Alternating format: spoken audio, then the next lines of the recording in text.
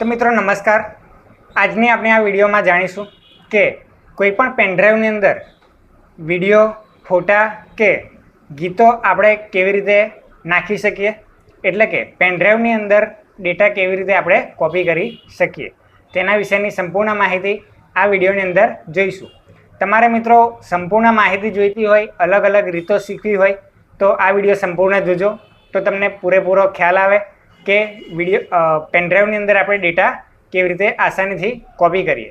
તો સૌપ્રથમ તો મિત્રો તમારે તમારું પેનડ્રાઈવ તમારા પીસીની અંદર યુએસબી સોકેટની અંદર નાખી દેવાનું છે।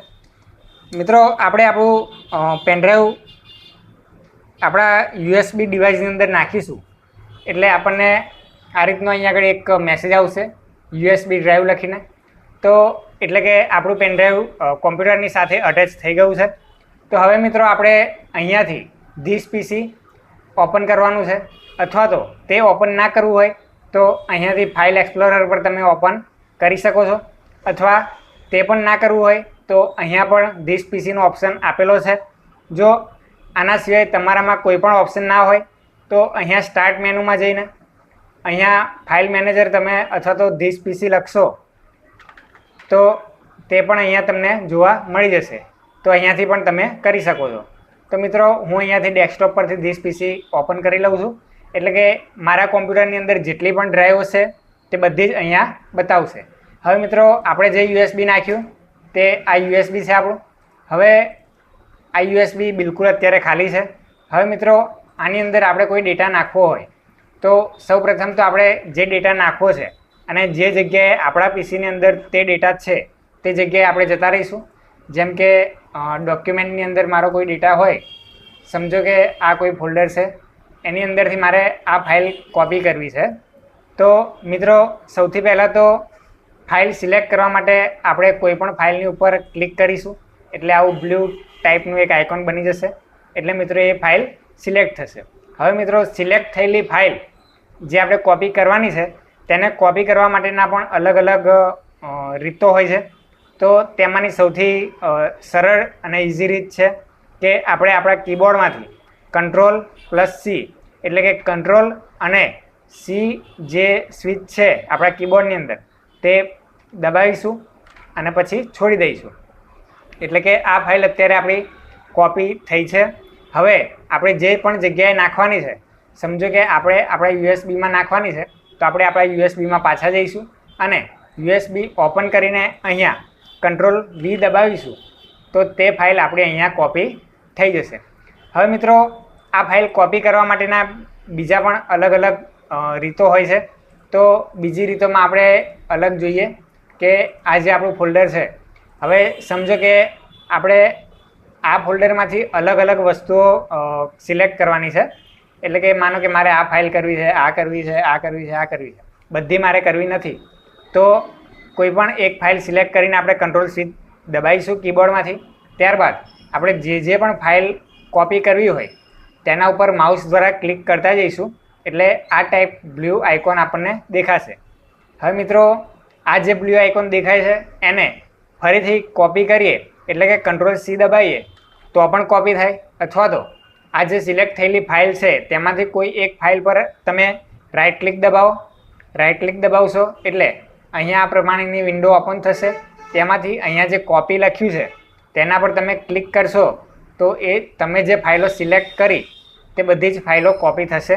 ત્યારબાદ તમારે તમારા પેનડ્રાઈવની અંદર પાછું જવાનું છે, એટલે કે ધીસ પીસીમાં જઈને તમારું પેનડ્રાઈવ ઓપન કરવાનું છે અને અહીંયાથી પેસ્ટ આપણે જે જોયું હતું કે Ctrl+V દ્વારા પણ આપણે પેસ્ટ કરી શકીએ, અને તેમ ના કરવું હોય, આપણે કીબોર્ડમાંથી ના દબાવવું હોય તો આપણે અહીંયા રાઇટ ક્લિક મારીશું, રાઇટ ક્લિક દબાવશો એટલે અહીંયા આપણને એક પેસ્ટનો ઓપ્શન મળી જશે, તો તેના પર ક્લિક કરીશું એટલે આપણી જે પણ ફાઇલો આપણે કોપી કરી હતી, એટલે કે Ctrl+C કે કોપી કરી હતી, સી દબાવીને કરી હોય અથવા તો રાઇટ ક્લિક મારીને આપણે કોપી કરી હોય તો તે ફાઇલ અહીંયા પેસ્ટ થઈ જશે।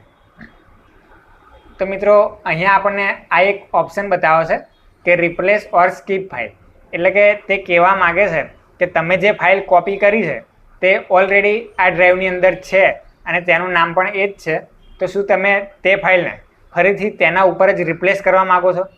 તો મિત્રો હું જો રિપ્લેસ કરીશ તો આ જે ફાઇલ છે તેના ઉપર તે રિપ્લેસ થશે. હવે મિત્રો બીજી એક વસ્તુ, એક સૂચના યાદ રાખજો કે જો તમે ફોટાનું કામ કરતા હોય અને તમારા કોઈ પેનડ્રાઈવની અંદર ફોટા હોય અને એકના એક જ નામના કોઈ ફોટા હશે, એટલે કે આ જે રિનેમ છે એ એકનું એક જ હશે, તો રિપ્લેસ ના કરતા તેના બદલે તમે સ્કીપ કરી શકો છો. હવે મિત્રો જો એની એ જ ફાઇલ હોય તમારી તો તમે રિપ્લેસ કરી શકો છો. મિત્રો અહીંયા એની જ ફાઇલ તમે જુઓ છો કે બધી કોપી થઈ ગઈ છે. હવે મિત્રો બીજી રીત તમને બતાવું કે ડાયરેક્ટ તમારે Ctrl+C પણ ના દબાવવું હોય, Ctrl+V પણ ના દબાવવું હોય, તો તે દબાવ્યા વગર પણ તમે કેવી રીતે ડેટા કોપી કરી શકો તેની પણ ટ્રીક હું તમને બતાવું. હવે મિત્રો અહીંયાથી આપણે એક વિન્ડોઝ આપણી નાની કરી લઈશું, એટલે કે સાઇઝ આપણી નાની કરી લઈશું જે ફાઇલ દેખાય છે તેની. હવે અહીંયાથી આ જે છે તે આપણું પેનડ્રાઈવ છે, એટલે કે મિત્રો અહીંયાથી આપણે આ પેનડ્રાઈવ જે ઓપન કર્યું આ તે પેનડ્રાઈવ છે આપણું. હવે આપણે આપણા કોમ્પ્યુટરની અંદરથી કોઈ પણ જગ્યાએ, એટલે કે જે પણ વસ્તુ આપણે કોપી કરવી હોય તે આપણે ઓપન કરીશું. જેમ કે સમજો કે આપણી આ પીડીએફની ફાઇલ છે તેને આપણે આ પેનડ્રાઈવની અંદર નાખવી હોય, કોપી કરવી હોય, તો અહીંયાથી આપણે સિલેક્ટ કરીશું. તો માઉસનું આ રીતે પોઈન્ટ દબાવીને આમ આપણે ઉપર સિલેક્ટ કરીશું તો પણ થઈ જશે. હવે મિત્રો એ સિલેક્ટ કરેલી ફાઇલને આપણે ડ્રેગ કરીશું, એટલે કે પકડીને આ બાજુ લાવીશું તો પણ તે ફાઇલો આપણા પેનડ્રાઈવની અંદર કોપી થઈ જશે. હવે મિત્રો બીજી એક વસ્તુ તમને જણાવું કે આપણે કોઈ પણ પર્ટિક્યુલર વસ્તુ ક્લિક કરવી હોય અથવા તો સિલેક્ટ કરવી હોય, જેમ કે આ આપણું ફોલ્ડર છે આપણા કોમ્પ્યુટરની અંદર, તો આ સિલેક્ટ કરવી છે તો તેને સિલેક્ટ કરવા માટે કંટ્રોલ દબાવીને તે કરી શકીએ આપણે. હવે બીજી વસ્તુ કે Ctrl+A કરીશું તો તમામ ફાઇલો આપણી સિલેક્ટ થઈ જશે. તેને આપણે Ctrl+C દબાવીને પણ આપણા પેનડ્રાઈવની અંદર જઈને પેસ્ટ કરી શકીએ છીએ મિત્રો. તો આ એક સરળ રીત છે કે આપણે આપણા પેનડ્રાઈવની અંદર કેવી રીતે ડેટા કોપી કરી શકીએ. હવે બીજી વસ્તુ મિત્રો તમને શીખવાડી દઉં કે આપણા પેનડ્રાઈવની અંદર કે આપણે કોઈ પણ ફાઇલ મેનેજરની અંદર જે પણ આપણો ડેટા છે તે અત્યારે આપણા અહીંયા જે ફોટા છે તે આપણને શો નથી થતા, એટલે કે દેખાતા નથી. તો તેને જોવા માટે આપણે એક સરળ રીત છે કે અહીંયાથી આપણે અહીંયા ક્લિક કરીશું તો પણ આપણને ફોટા આ રીતે દેખાશે. અથવા તો એ રીતે ના જોવા હોય તો કંટ્રોલ સ્વિચ કીબોર્ડમાંથી દબાવવાની છે, ત્યારબાદ માઉસની અંદર જે સ્ક્રોલ વ્હીલ છે તેને આપણે ગોળ ફેરવીશું તો પણ આપણા ફોટા આ રીતે મોટા થશે. જો મિત્રો આવી જ વધારે અનેક માહિતી તમારે જાણવી હોય તો આપણી આ ચેનલને અવશ્ય ફોલો કરો, અને જો તમને આ વિડીયો પસંદ આવ્યો હોય તો વિડીયો લાઈક કરતા જજો મિત્રો. અને જો પણ તમારે કોઈ વસ્તુ બીજી શીખવી હોય તો અમને કમેન્ટમાં જણાવો, અમે તેના વિશે તમને વિડીયો બનાવીને આપીશું, જેનાથી તમે તે વસ્તુ અથવા તો અમારા બીજા સબસ્ક્રાઈબર પણ તે સરળતાથી શીખી શકે.